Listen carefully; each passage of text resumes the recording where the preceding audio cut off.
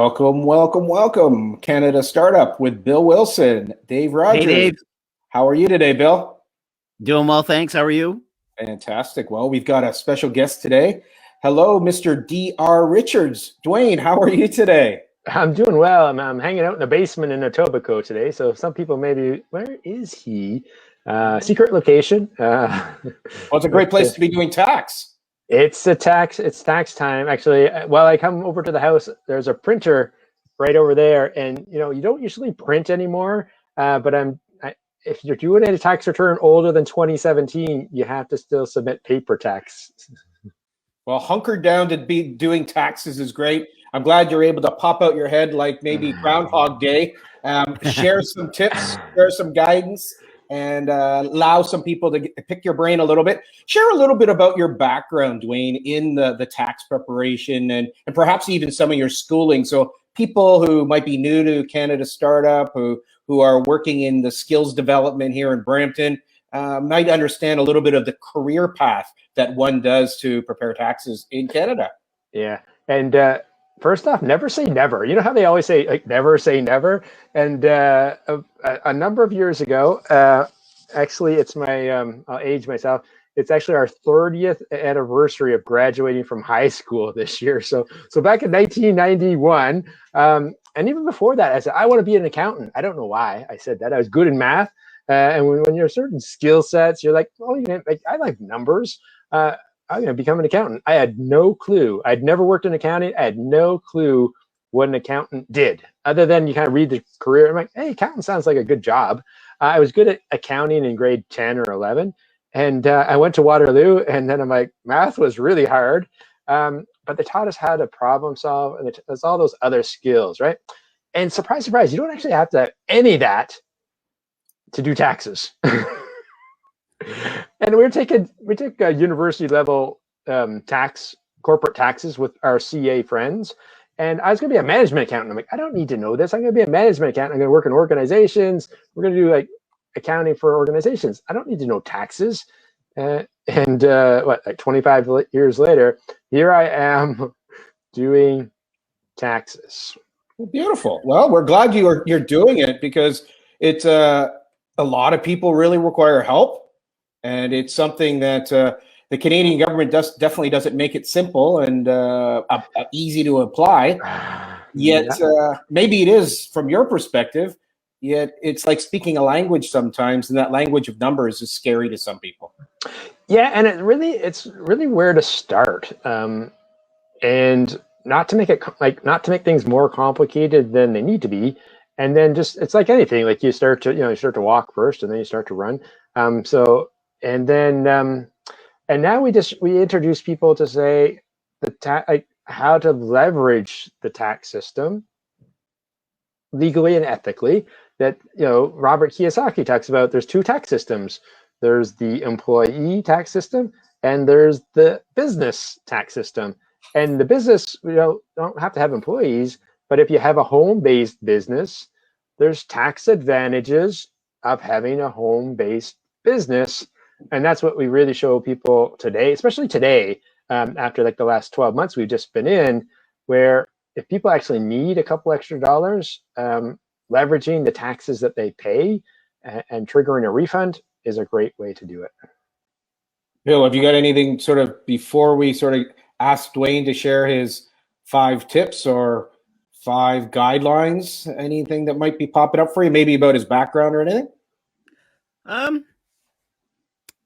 I guess with respect to you're talking about the small business thing there. What do you recommend for people to do? Like, would you recommend incorporating or do like sole proprietorship?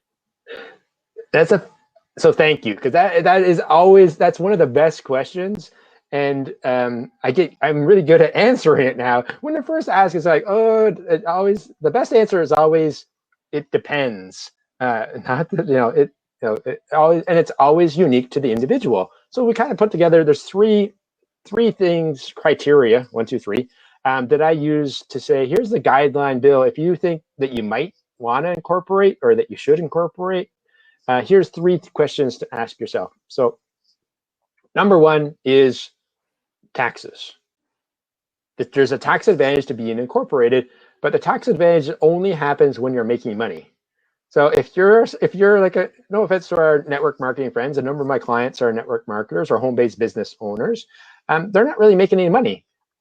So unless you're earning 200,000 in revenue, is my guideline. If 200,000 in revenue, the marginal tax rate, if you have income of 250,000, you're in the 53% tax bracket. It makes time in good sense to incorporate, because 53% is a lot of income tax to pay. So one, in revenue. Number two is liability. You can limit your liability with a corporation. If something goes wrong with your business, and you're a sole proprietor, they can sue and they can take your personal assets. Doesn't mean you can be an idiot in a corporation. If someone wants to sue you, they'll still sue you. Just it limits the liability. So that's kind of two. If you have assets, right? So if you have a nice home and a lot of investments sitting over here, it may be a good idea to incorporate. And number three is one of my brand new clients. He's a welder in Alberta for the pipelines. And so the pipeline, they said, well, we'll hire you, but you have to be incorporated so that you take on your own WSIB risks or workman's comp risk. You have to do all that stuff, and you have your own insurance, and they pay them well, but they have to be their own corporation to work for the pipeline. So those are the three. The vendor requires you, limit your liability, and the big one is always taxes. Beautiful. Excellent. Thank you. Yeah. There you go. That's already great value for our listeners, for Bill, myself. Thank you so much, Dwayne. Now let's dig into the topic for today and kindly share one or two or three tips, and we can have a discussion and hear what you see as some of the top tips right now for people as we move into tax season. Yeah. So one of them, we'll kind of tease a little bit.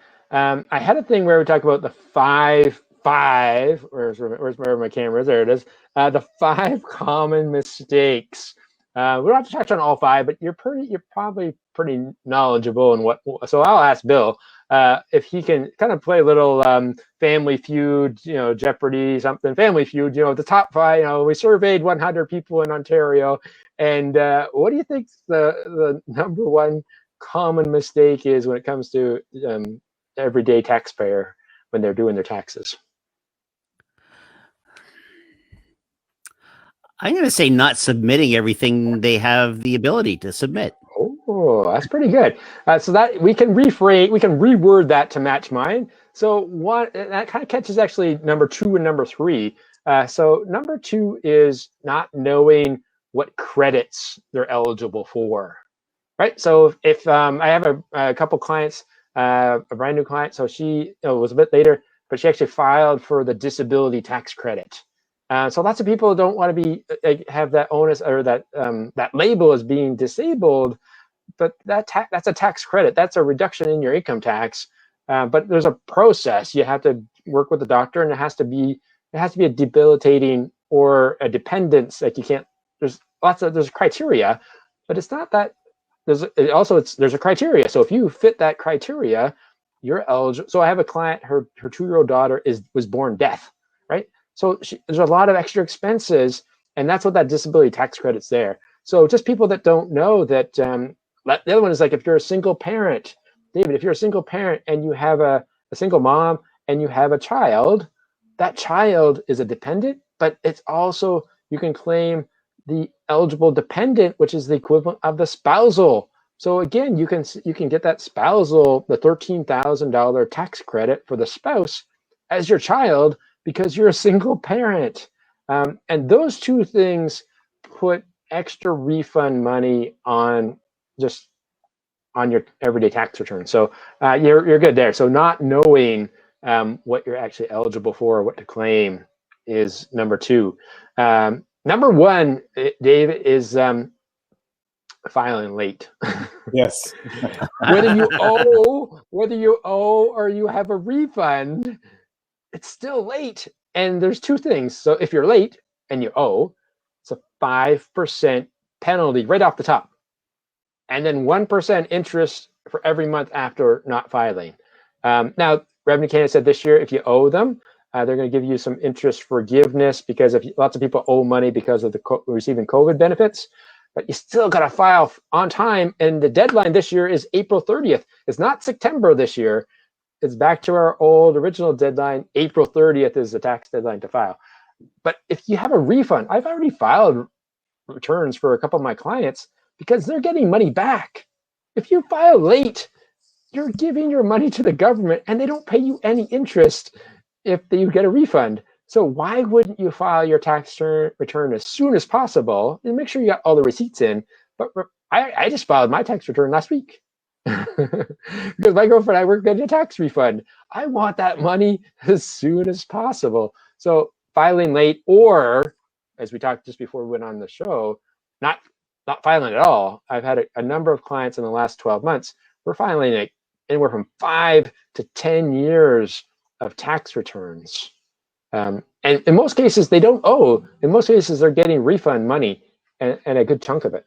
So that's the top two. If someone, we can just ramble off the quick ones. I won't go too deep, but number three is when you're a small business owner, missing receipts, like not claiming eligible expenses for your business. So especially if you have an investment account, if you don't have a business, but you have an investment account, paying your accountant is tax deductible, and also paying for advice, David, is a tax deduction if you have investment income. It's kind of buried on the tax return, but it's there. So is interest, student loan interest. Lots of people forget that student loan interest is tax deductible. And then number 4 is DIY. Lots of people love to do the DIY, do it yourself. You can, but it's always good to seek out some advice because one, the software I have, I can log into CRA and I can do a full dump of your complete history, Bill. So if you had like an RSP contribution that you forgot to claim back in like 2010, I can find it. If you have capital losses that you haven't brought forward, I can find it.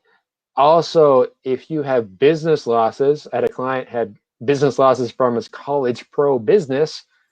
We brought those forward 8 years later and we saved him $6,000 because it was kind of lost. So work with a professional.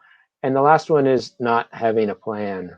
Lots of you go to your bankers and their bank. I like bankers, David. I know you used to be a banker. No offense to our bankers, but they just want you to contribute to your RSP. Same with advisors. They're like, hey, just put money into your RSP, put money into your RSP, but there's no plan. They say, what's your marginal tax rate?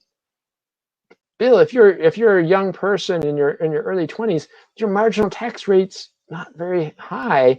Why would I use that RSP room in a low marginal tax rate? Use your TFSA and save the RSP room for when you're in a higher tax bracket. So not having a plan, number 5. Look at that, David. I gave you all 5. That's wonderful. We rambled through them pretty quick, so someone has to go back and watch the replay to get all 5. But that's no, that's great. Bill, what feedback would you have? I'd actually welcome digging a little bit more into some of the key ideas around a plan. Yet, missing receipts, is this something relevant for you, given your entrepreneurial journey or people you might know? Any suggestions or questions that you might have for Dwayne? Is a couple things, but as far as the receipts go, I'm pretty diligent about that sort of thing, keeping them and collecting them. But I also learned probably about a year and a half ago, they're in well, I use an Android phone and I use a lot of the Google products. There's a way within an app or within Google Drive and stuff like that that you can take pictures of your receipts and you can direct them right into a folder. So I've found ways to use technology to keep up with that, and then just go to old school, put them in a basket, label it month by month, and so on and so forth. That's been one way. I've told clients use the old vanilla envelope, 12 vanilla envelopes, and just put all your receipts in one like each month. I don't care. That's me.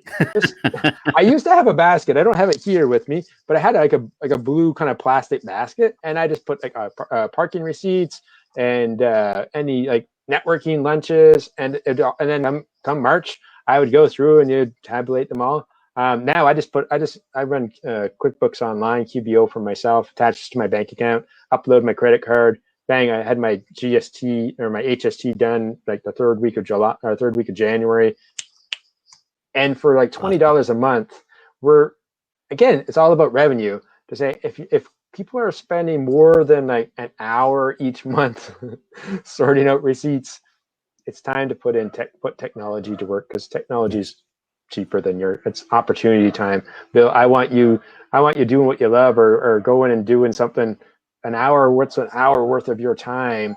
If an hour of your time is worth more than $20, find something that can backfill it. So yeah. Yeah, that's good. I guess going back, sort of staying on the technology part there. What resources do you recommend? Some of the tax information takes a while to get here.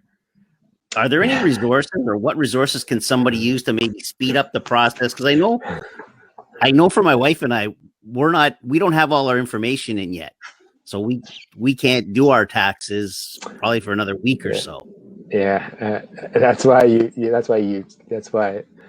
said the soft. So when I work with a client, I get you to sign a form that gives me tax authorization, which allows me to log right into CRA's site, and I'm actually able to import all of your T-slips right into the software. So I don't do any data entry. But you're right. So we still have to review, because I still have clients that don't have. So someone works for one of the construction unions, and his union slip's there, but not his tax slip. His T4 is not there yet. It's super frustrating, because they were supposed to issue them by February 28th. That was the deadline to issue tax slips by, and it's super frustrating because even one of my clients, they had a T4A from a network marketing company, and it was just issued. They just got it yesterday. So they had all their stuff ready to go, getting a refund, and they're like ready to hit the button. I'm like, but we're missing that T4 slip, or that T4A slip. So part of it is you're right. So as much as we want to get things going fast, honestly, one of the guys I work with, we don't really start filing till next week, to kind of wait to get all of the slips in, because you don't want to file early and then all of a sudden get reassessed. That you kind of, I had a client do this. She missed sending me an RSP withdrawal slip, so we filed, and she had like $100 refund, and then she went from $100 refund to owing $200, and then she got dinged for like late fee and all this stuff, because we filed and the onus is on her, because it's her responsibility to make sure I have all of the appropriate slips are passed on. So it's kind of tricky, and it's the key is about having an inventory to say, okay, what do you have? Like, where did you work? What interest income? So if you have T3 slip, so what banking are you using? T5s, did you have capital gains, or did you have dividend income? So that, like, being aware of where your different investment accounts are, so that you actually have a list to say, like, is everything here? And that's super important. I don't rely on your the slips to come through automatically, but kind of be aware. Lots of banks now, David, and investment companies, the onus is on you. Like, they send you to say, hey, your slips are available, but the onus is on you to log into the systems and print off your T5008 for investment income. It's gone. We were kind of cut back on paper. What's really nice, though, is if you're doing a lot of trading, the software I do, we dump all of those slips. I have a client, we dump probably about 80 slips, because they're doing option trading and pretty and heavy, not super heavy, but not day trading, but pretty active investors. And all those slips come into the software and actually calculated out the capital gain for me. We still review it to make sure it's right, make sure that the adjusted cost base is there, but made it really easy, because if you had to do that yourself, it's a lot of work. Calculating out all those T's, because you get a slip for every time you close you sell a stock. Right. Yeah. I think we're actually come up with a spreadsheet to track that. And then the big one now is cryptocurrency, because you need to be able to start tracking cryptocurrency trading on your, it's because the onus is on you. None of the systems are really going to produce a tax slip for you, but Revenue Canada says it could be either income or it could be capital gains, and you need to be able to track what your adjusted cost base was and what the proceeds are from those transactions for your own records. So yeah, that's going to be fun. That's going to be more, I guess, for next year, or I guess people who were very active in it last year. Yeah, I know. I have a colleague, not a client. I have a colleague that cashed out some cryptocurrency in December. So he's trying to figure it, kind of go backtracking now, because lots of times you trade inside the wall, like you trade inside, like you're trading this, and it doesn't, and you're like, oh, wait a second, that actually is a deemed disposition, and there was a gain or a loss. Like, don't assume it's all gains. There's lots of people that have losses. And if you actually recognize those losses, you can sit there and use those as capital loss carry forwards or carry backs. Don't assume everyone's making. I'm sure you even maybe make a trade once in a while that triggers a capital loss. Absolutely. In fact, that's one of the tips that if there was one to give is that in December, quite often trades are done to realize a loss. And by having that loss, then it can be added into your profit and loss for trading. And I triggered some losses in December. And so these are stocks I held for a long time. They were in a loss position. I decided to trigger it. And I always buy it back if you still like the stock. RSP too. So I got a double dip on that. Yep. And if you like the stock, you can always buy it back. And just say, hey, recognize the loss in this year. The key with that one is just to remember to like, you have to kind of wait till about the latest is about the third or fourth business day, because it takes a couple of days for it to clear. So we always say kind of like December 24th or so. This depends where Christmas falls, is when you want to process. I don't wait up to December 30th to do those, because they may not clear in time for the calendar year or for the tax year. Correct.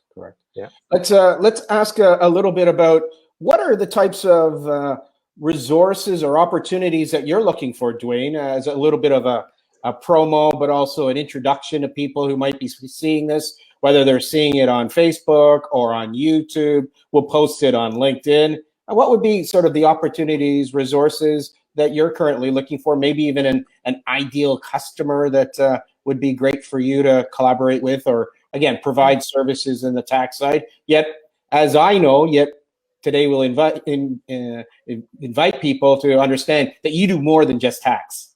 Yeah. So let's talk a little bit. So I am a licensed financial advisor, and what I realized though about 3 years ago is like, though we're trying to do like insurance or other pieces, there's the tax conversation for me, like we talked about today, was just natural, and it was easy to help people. Like, they may not be able to afford life insurance, but if I can actually help them save some money on their taxes, we can use that tax return and put it to work, or make an investment, or use it into their RSPs or their TFSAs or their RESPs. And it's the big picture of it. But taxes for me was a natural first conversation. And we talk about, and like, this came up a couple of weeks actually. It was in a Clubhouse conversation, actually, David, not yours, but another friend. We were in Clubhouse the one day, and they were talking about marketing, and they're talking about kind of who your ideal customers or the avatar. And I've always struggled with trying to define like the avatar. And then it kind of hit me as like, it's not so much the it's what's the problem that I solve? And I can solve this problem and it's not to say I can solve it for anyone, because just anyone who breathes, that's not very specific.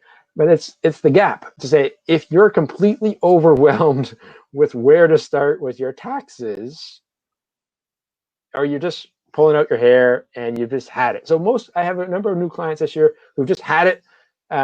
They're at a point now where they're like, I want to outsource my income taxes. That's where I come in, and I work with you still, because it's still you still have to give me your receipts and tell me what you're doing, Bill. I can't magically do it for you. But for people that are kind of at a point now where like it's a little bit complex, I had that working from home tax credit, I have my home-based business, I got my car, I got some other stuff, and it's like, not just a T4 anymore. That's the magic piece, is where, because we can leverage how the Tax Act works, trigger a refund. So if you've gone from being just a T4 employee to having a home-based business plus your job, and you worked from home last year, and I'm not that expensive. Like there's good value because the back end is I want a client and to be able to work with a client long term.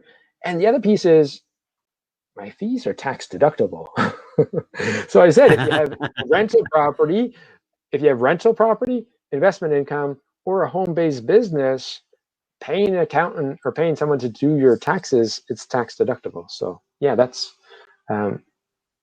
probably it's tax season. So that's like, I could do taxes all year long, but now is the time. And I am accepting new clients. So somebody's like, oh, you must be like jam full and maxed out. No, there's still a little bit of room because we put in systems to streamline the processes, and it can get cranked out pretty quickly too. So that's the nice piece. That's great. I think that's one of the things that's good job on isolating. And I guess that's one of the things that both you and I have found over the last year is many of the hobbies or interests we have might even bring confusion to the conversation. Whereas right now you can be very specific, very clear, is you're looking for people who are looking to outsource their taxes. That's a very specific, yet it's also a great niche because you can instantly provide them with the pain medicine. You can take them out of pain and pleasure. And that's a great one. I was on a call a couple of weeks ago and they talked about, are you selling vitamins or am I selling painkillers? And I'm selling painkillers. Yes. Yeah, we kind of leverage how, like the bit of the vitamin is like, yeah, we can make your refund a little bit bigger, maybe, or maybe you have to pay a bit more tax because you're growing your business. But the painkiller is, I don't want to sit down on it. I want to spend Saturdays with my family. I do spend Saturdays with my family. I work the other 6 days a week. I might sneeze here in a minute. Excuse me. Felt it coming. All right. But I tell clients, it's like, Bill, like if you want to like, I think you guys were talking about hockey, right? Are you a hockey guy? Yeah. So, or a sports guy, but like, I want to like go like when hockey's back, I'm like, do you want to like go to the rink and watch hockey on Saturday or watch hockey on Saturday at home? Or do you want to sit through and like go through that basket full of receipts you have? And you're like, probably prefer to watch hockey. So it doesn't have to be exactly an opportunity cost. It's like, what's the pain? What's the headache? And then we work together to then say, hey, because the onus is still on you. And then I bring in systems to show you how to do a little bit each month. So come December, you can actually make business decisions to maybe top up your office supplies or sell a stock or change your oil or fix or do a little maintenance on your car. Because if I make those expenses in December, it's too late now, but if I make those in December, I get that refund in March. It's only out for 3 months. If I put new tires on my car in January, I got to wait 14 months before I can claim that as a refund. So those are the pieces. And then the other piece is what we sit down in February and we look to say, hey, what's your marginal tax rate? And maybe put a little bit of money into your RSPs or don't. It's like, did you ever meet a financial advisor that's told you don't put money in your RSPs? Pretty generic. I said that to clients. I said, don't put money in right now. It doesn't make sense because you're the bang for the dollar, the marginal tax rate that you're in. If you can, you can put $1,000 in, but don't put $2,000 because that extra $1,000 isn't working for you the same rate as it will next year. And that's the piece. Another question that might come up would be, because if you're talking RSPs, are there benefits or what are the benefits that you're seeing? Because there's so much promotion about it, the TFSAs. Is that something that you can speak about? Yeah, and I'm finally using mine. It's the most underutilized vehicle. And they're just, so it's just vehicles, right? So Bill, to talk to Bill, so like a vehicle, I said, it's a bucket. So we have, like you have your open trading account. So if I trade in my open account, it's a bucket. I can trade stocks or whatever in that. And if I make a capital gain or if I have a dividend, I got to pay tax on it. That's okay. Pay some tax now. Like, why not? But there's tax advantages to dividend income and capital gains because you pay tax at a lower rate than you do interest income or employment income. So for some of those, you want to keep them actually in an open account. But first, use your TFSA because you can grow that money for tax-free. Yeah, and our age, we got $75,000 worth of room. If you've been in Canada, the tax-free savings account's been around for about 12 years at about $5,000 to $6,000 a year. So the average 40-something-year-old person or older in Canada got $75,000 worth of room. A little bulletin though, David, that I was reading in Money Sense this week last week was just talking about some guys that are like professionals who are day trading in their TFSA, and sure, you make them knock on their doors because they've grown that $70,000 into about $1 million, and they're like, that wasn't really what they're kind of backpedaling, but they're like, that really wasn't what the TFSA was set up for. It's a little gray, and they're saying that you guys are professionals. And that wasn't really a professional account. So it's going to be interesting. It's a small percentage though. So you can trade in your TFSA. We started doing trade, but buy and hold. If I trigger capital gain, tax-free. If I trigger dividend income, tax-free. It's a great way to build up money so that when you're 60, 65, 70, you can use actually RSP room and save the TFSA room, but delay CPP to the age of 70, please. Because if you delay CPP to the age of 70, you get 140% more. Bill, share a little bit more about that, Dwayne. I guess Bill and I are getting close to that age. So what's the relevancy for that? Yeah, so what happens, you can take CPP early, right? So first off, Canadian pension plan, well, just to let you know. Oh, yeah, sorry. Yeah, Canada. So, and for our Canadian friends, my apologies, as advisors sometimes throw around TFSAs, tax-free savings accounts, RSPs, registered retirement savings plans. But the CPP, the Canada Pension Plan, pays out. So traditionally, it pays out at age 65 when you retired, because back in the day, you retired at age 65. Not so much now. People can retire early or later. Doesn't really matter. So you can take it as early. So if not even under hardship, but you can start withdrawing as early as age 60. You just get less because you're going to pay you out a longer period. So the amount you get is less, and it's reduced by like 0.7% each year before age 65. And also, if you're sick, if someone has like a severe like disability or a terminal illness, you can actually apply for your CPP early. Like, don't wait till 60. You can actually apply, and they'll actually pay it out earlier because your life expectancy is not the same as someone who's healthy. There's a bit of a process, but you can do it. So that's also let people know that it's available. The PSEN is after 65 up to age 70. It increases like 1% each year, so that the idea is like you said 140%. Oh, your ears perked up. You're like 140%, and what that means is because I've delayed that percentage to 70, that extra money over the lifetime to age 85, that extra money compounded each year works out to be an additional 140% of retirement income over your lifetime by delaying it to age 70. Now, what we have to do is figure out how do we backfill the retirement income gap.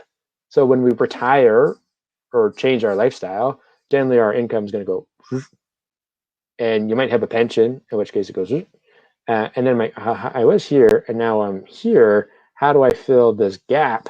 And that's where I said, you don't have to wait to age 71 to collapse your RSP into a RIF.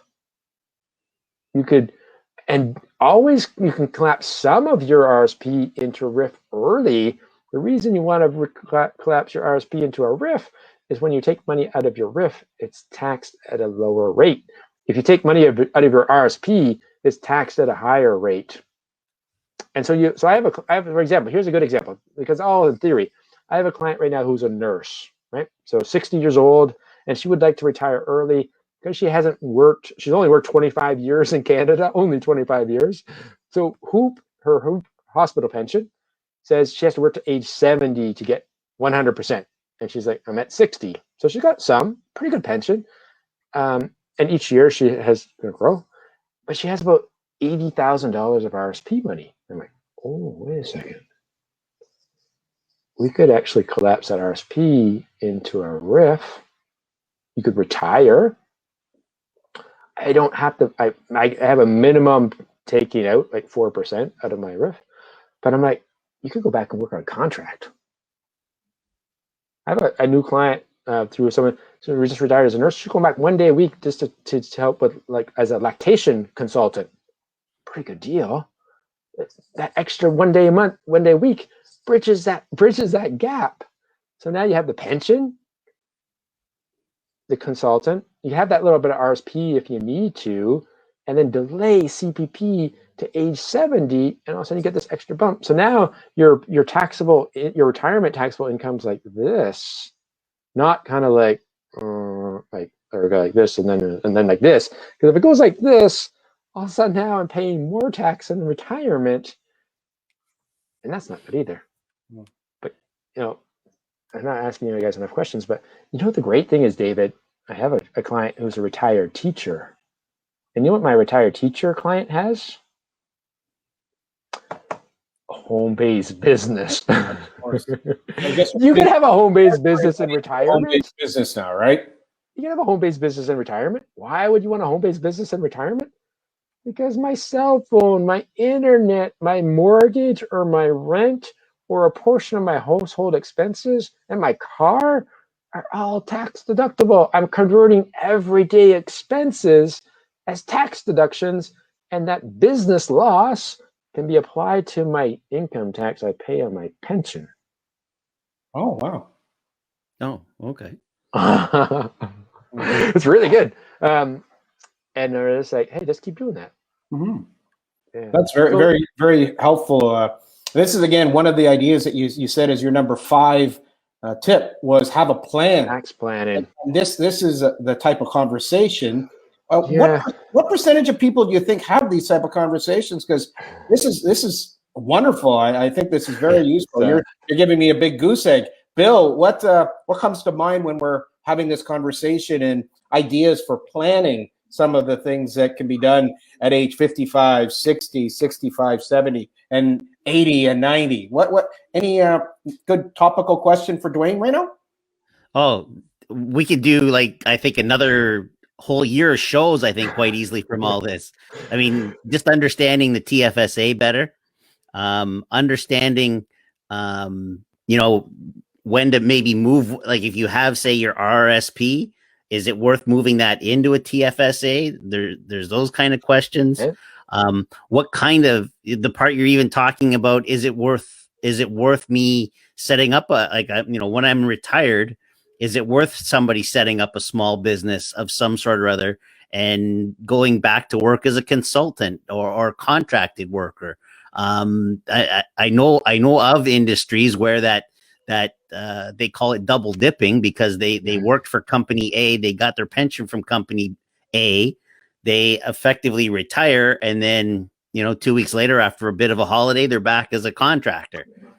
Quite common in healthcare. Healthcare, it's quite common, right? Because you still have there's a limited supply, or this year in teaching also is that the school boards are short of teachers. So they're going back right now and talking to teachers that have been retired for 10, 15 years to come in and do some virtual teaching.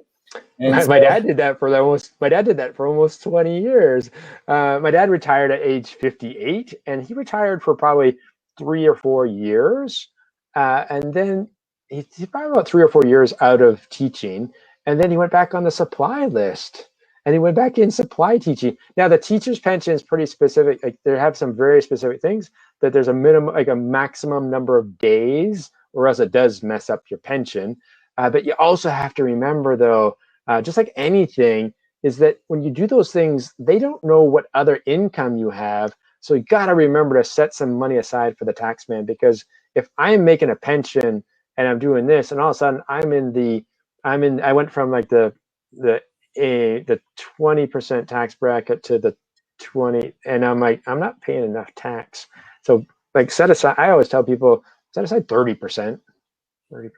Oh, and David, the other good one, I'll give you guys so many tips today. It's good.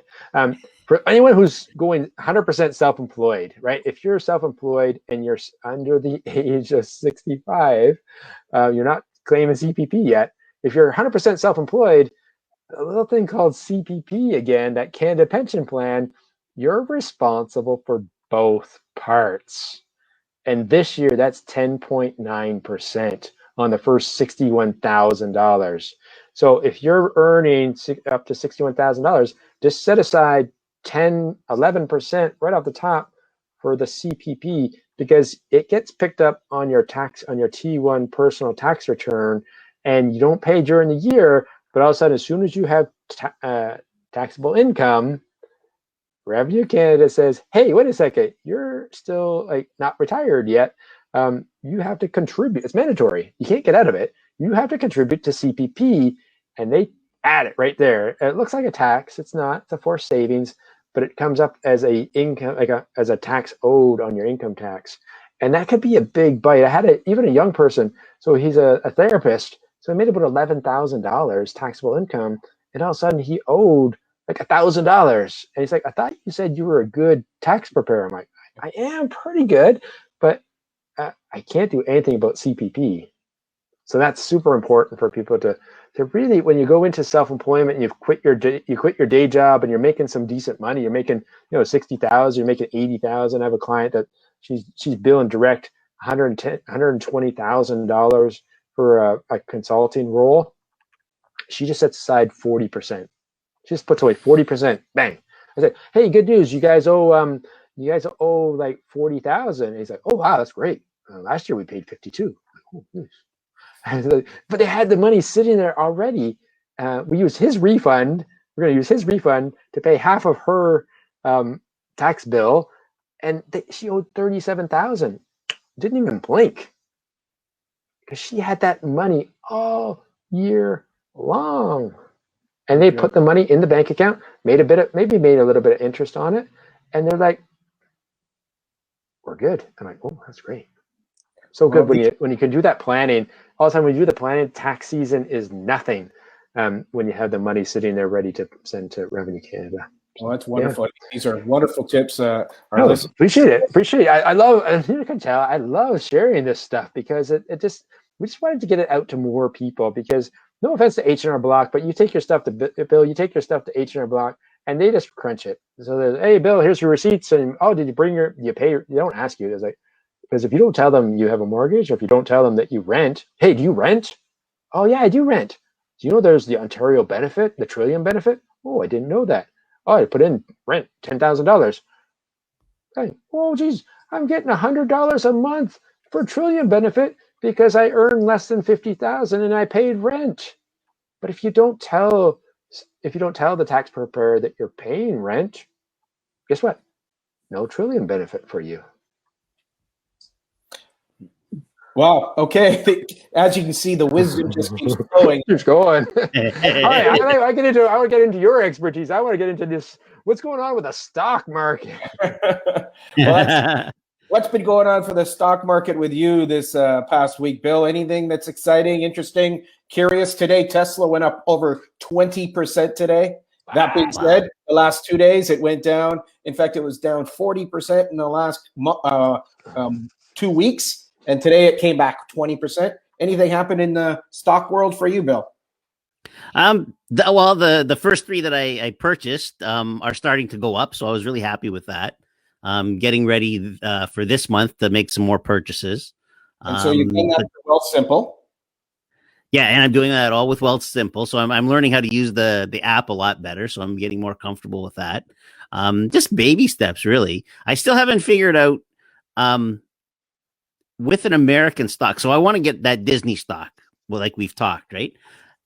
Is it done through Wealthsimple, or I got to do that through another program? No, you can still do it through Wealthsimple. It's just if you're going to have to do a conversion Canadian to US dollars to buy it. Disney yesterday hit a high of over 200. Today it was sold off a little bit. The former CEO did announce that he's going to be leaving in December, Bob Iger. But what they've been able to do with Disney in the last year is phenomenal, from $130 to over $200. And that's mainly because of their streaming business, which they did 8 years of planning and delivery of results in 1 year, less than a year. So pretty phenomenal. And so, no, you can put some money in Canadian dollars, look to buy Disney. If you search for it, you'll see it. It's just when they do the transaction, they'll convert your Canadian dollars into US dollars. The exchange is not the greatest, yet that's one of the things that Wealthsimple does is they make a little money on the spread, US dollar Canada. Right, because you need to pay a fee on that transaction too, right? They got to make some money. Come on, David. They're not in the business of doing. All right. Absolutely. I have. It's interesting because we were talking before. My girlfriend's in the business, so it's interesting because now, like in the morning, we kind of hang out. Like we get up, we kind of she reads a bit of the news. We kind of hang out before we get going in our morning. So I've been slowly getting more educated, which is really fun. Especially when and that's what I like with you and Bill. It's like you can have these conversations, and it's educational, but it's fun, right? So we're doing some reading. So there's a couple of stocks that I was watching, and then I don't know if you guys have talked about it, but I may put it out there, and maybe you can talk about this in a future episode, because we're talking about SPACs, and I'm like, what the heck's a SPAC? And I'm like, oh, special purchase acquisition, special purchase. Yeah, and I'm like, what are those? Because they were kind of really hot in the U.S. And I actually found an article that he listed out like the top 10, and then they got really hammered. And then they're kind of like they're sitting there. So actually, there's one that I'm looking at because these guys. Now, listen, hey, wait, I'm not an advisor for giving any stock advice. So I would just say I'm not licensed to give stock advice. I am just like you, an amateur personal investor. But there's a company that we're looking at that actually is that I'm actually looking at that is a SPAC. They're based in Vancouver, and they just put in a bid to buy 2 companies, and it's expected to close in Q2. And right now it's on the exchange listed for $10. So have you guys talked about SPACs before? Yes, we did a number of shows on SPACs because about 4 months ago, SPACs were the hottest thing. Yeah. I've invested in about 12 of them. Oh, wow. And it was beautiful the first 2 months. And in the last 6 weeks, it's been horrendous. It's been a bloodbath. It's been horrible, like down 20, 30, 40, 50%. Some of these that were the darlings of the stock market have just been crushed. And so it's been a humbling experience. It was sort of like the market was treating us like we could get into the private equity industry, where it was a new issuance. Instead of watching a company come onto the market $100 and immediately opens up $150 higher. Yeah. These SPACs allowed you to get involved at 10, and then when it decided who was going to buy, it would pop and you would get to enjoy part of the pop. Yeah, instead of waiting for the IPO, because there was only, like, again, there was kind of quiet on the IPO front, so not a lot of, or like now there's like, it was an Instacart, and there's some big companies that are kind of rumored and kind of on the like watch list to say, okay, when are they going to IPO and kind of time the market. These guys were like, okay, we'll pool our money and then they'll go looking. The one we're looking at is maybe you know about it. It's we can talk about it, right? It's okay to talk about it. It's actually the guys at oh, now I forget who they're called. But they actually just put a bid in for Liberty Tax, and they're Liberty Tax and Loan Me. So what happens is combined, they'll have 1.6 million customers in North America, and they're a fintech. And what they do is they're going to apply an online portal or online platform for small businesses to do like small business loans, and Liberty Tax is the #3 tax preparer in North America, next to H&R Block, and I don't know who the #2 is. And it's really interesting because I had to know some other guys that were doing a bit of a play on, bought some Liberty Tax franchise or store or corporate stores, and how to play, looking at kind of doing tax returns and then offering auxiliary services to this book of clients. And then all of a sudden, see these guys bought up all 2,700. We're buying up all 2,700 stores, and they're going to layer in a layer of business loans, and then it's only a matter before like insurance and car, and that's just like really interesting to see where they raise some money, and it's sitting there at $10 a share, and I'm like, it's not bad, right? My girlfriend says always buy like blocks of 1,000 or something, so that you have like not a lot of money, but you have enough money that if it hits your it's worth kind of a bit of a bounce. I'm not sure if I'm ready to put $10,000 into them or not. I would say that would be extremely risky given the nature of SPACs. Even though they like to say the SPACs have a limited downside. What we have seen, I was looking more around buying like putting like $1,000 in. $1,000 is still a bit of a risk, but $1,000 it's. The philosophy that we had was if you can buy 125 shares, it allows you to sell 25, 25, 25. And so for the investors that I'm talking to that are new to SPACs, depending on their budget though, again, we don't want them to put more than 10% in anything, and usually less than 5%. So you've got to get your quantum size down. And the quantum size for a lot of the SPACs, and it allows you to play instead of losing your dinner money. And so a $1,250 investment allows you to have a nice double if it pops. And the company that you're looking at is Next Point. Next Point, yeah. I knew it because we're looking at something like, I know, like, no, it's not Next Door, but you're right, it's Next Point Acquisitions. And it's about a $345 million, which is again one of the areas that they were looking at deals sort of between 300 to a billion, 300 million to a billion. And so right now there's over 200 of these SPACs that are out there looking for the next. There's a lot of money. There's a lot of, and again, I did a little bit of research on them to say, okay, and kind of read up because they have put in the bid to do the purchase, and then there's some there's some stock, there's some cash, so there's a cash piece, but then they're also giving the companies they're getting some ownership in the new company, and then and again, one of the things we tell people is like invest in things that you know. So for example, as a tax person, I'm like Liberty Tax, their model's pretty like they're them on themselves, it's not profitable, right? Because they're pretty a low end. They're doing tax returns for like $40 or $50 or less than $100, right? And some of those are like loss leaders. But you do that because I'm learning, because with my clients, when you do someone's tax return, you got an open door into what their financial health is or what their piece is, and then you can actually provide them tax advice or other strategies. And it's a great way to, like, 1.6 million customers to then go and offer some of those guys especially right now with COVID, like offering them like low interest business, like quick pay business loans, like lending out, like QuickBooks and those companies. There's so many companies that are getting into the lending business now, right? To say, listen, we have your data. QuickBooks, we can literally log into your system and see what your business is doing, and we'll issue you QuickBooks into it. Those guys have boatloads of cash, and they're offering like $10,000, $20,000 loans to their clients because the data is sitting there right in the system. So this is one that's beautiful. Maybe if you want to do a little study for this for yourself, Dwayne, is compare it to a company called SoFi, SOFI, that was recently SPACed by Chamath. And so it is IPOE as a ticker symbol in the New York Stock Exchange.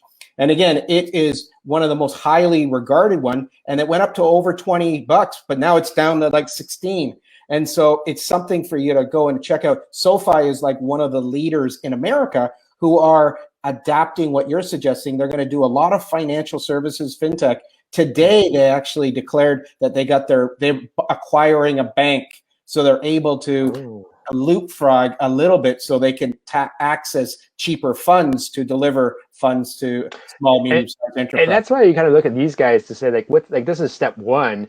And then if they were like licensed, if they're, I'm not sure what the process to start a bank, or then you just buy a bank, right? Especially if you're a good chunk of that business is already in the US, and it's a little bit easier in the US to get a bank. Like there aren't too many banks for sale in Canada. So it's interesting. So that's good. And great. It's fun though. It's fun to kind of to and this is what I like what you guys are doing and Bill's doing is like just like put a little bit of money in, like buy one share. Like, I had a client who was like had this mindset about I'm not an investor. I went, that's a pretty big block. And I said, go to one of the banks, open a self-directed account, and buy one share. Buy a share in that whatever the bank is that you're going to open your bank account with. Like then don't complain about paying bank fees because you're a shareholder and those bank fees are going to your dividend, kind of. And that's what's beautiful about Wealth Simple is they don't have fees, so they allow the little guy to make investments. Yeah. Robinhood's the one in the States. I just want to come back to that little comparison for any of investors that are on today, is that SoFi is one, IPOE is the ticker, and that is a big billion-dollar startup in America. You got the SPAC that Dwayne has just mentioned, Liberty Tax, which is a great new potential SPAC. And then the other experiment in fintech is Square. And Square is really being a disruptor. It's led by the gentleman who started Twitter, and he has just declared 2 days ago that he's buying a bank too. And so you're getting a big interruption and a disruption in the financial banking industry because these guys are going to use the top leading edge technology, artificial intelligence, and virtual reality in delivering an online virtual banking world that can even tap into the digital currencies like Bitcoin and Ethereum. I have a question. I think it's the same guy when it comes to Square. What's your philosophy? Like, because some of these some of these guys are a little bit out there in their like who their friends are. Because isn't he the same guy that just put up some money for?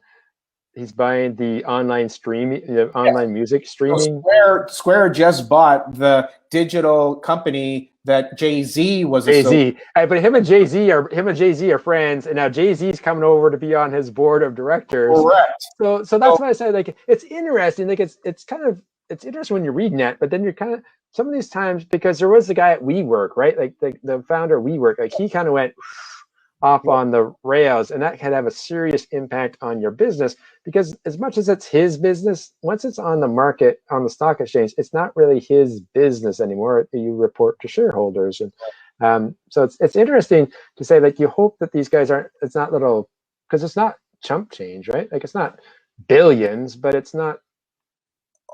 In Square, it's billions. For Jay-Z's business, it was over 300 million. Yeah. Now, the idea here is, can they gamify with music? And again, there's this whole other area that we'll talk about it again because Bill's also exploring into the whole non-fungible tokens. I want to learn about. I want to. Because I've read a little bit about it, and I don't understand. I understand, but I do not understand what people are buying. Because how was it? The guy from Twitter just sold like his original first tweet. And I'm like, what? I don't understand. What? I don't understand that it's collectibles. It's like hockey cards are coming back, and we're probably of the age where we bought my brother had like complete sets of hockey cards, and now people are like trading hockey cards again, like old cards. $1 million. Yep. So no, you're right. Collectibles. This is a spinoff, and we're going to be wrapping up in like less than a minute. But it is a spinoff into what digital currency is and the blockchain. And so it's using this new technology. And for us to be talking about it's great because we've got our kids that are 20 years younger that are really getting into it, and then we got our parents who are 20 years older that can also add value to the opportunities that are available. I thank you very much for your time today, Dwayne. Bill, thank you so much. Any last comments or thoughts or words, Bill? Oh, this was great. I learned a lot today. Thanks, Dwayne. I got some good pointers here. Thanks, Dave. Great week as always. Thank you so much, Dwayne. Any last, or we'll put your contact details in the comments, but maybe just say it so people who might be listening to it on a podcast or on a radio station, Lead Pedal Radio might be picking up this show and sharing it all around North America. So maybe your contact details. Yep, really, it's pretty easy. Just email me. It's that easy. So it's info at DwayneRichards.com. It's DwayneRichards.com. Very good. Well, with that, thank you so much. This is Canada Startup. We get here every Tuesday at 6:30. Check us out on Canada Startup Meetup, or stay tuned for the next session, which was going to be with Deb Meyerbeer on Pray Love, or check us out on YouTube at Continual Shift. Make shift happen, because in life, shift does happen. Thank you very much, gentlemen. Thanks, guys. Take care.